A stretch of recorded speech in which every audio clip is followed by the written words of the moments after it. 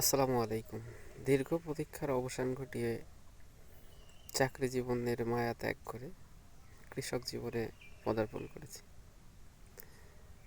অনেক চড়াই উতরাই পার করে আলহামদুলিল্লাহ এই কৃষি জীবন, মাটির গন্ধ, মাটির স্বাদ আমাকে বরাবরই কাছে টানে।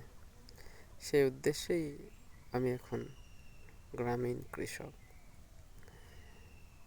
এই প্রকৃতির মুক্ত আবহাওয়া, মুক্ত বাতাস আমাকে ব্যাকুল করে তোলে সব সময়ের জন্য।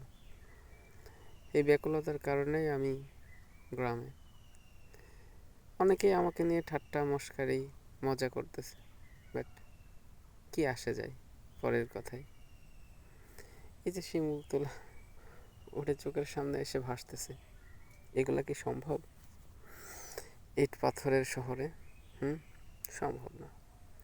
সেখানে তো শুধুই কর্মব্যস্ততা, রোবটিক জীবন, না আবেগ না অনুভূতি।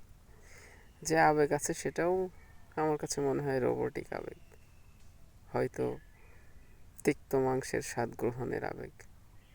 যাই হোক, মৃদু মন্দ আবহাওয়া। হ্যাঁ, এখানে একটু কায়িক শ্রম বেশি, বাট মেন্টালি অত প্রেশার নাই। আলহামদুলিল্লাহ। আল্লাহর কাছে যা চাইছিলাম তাহাই পাইলাম। অশেষ অশেষ শুক্রিয়া মহান রবের দরবারে।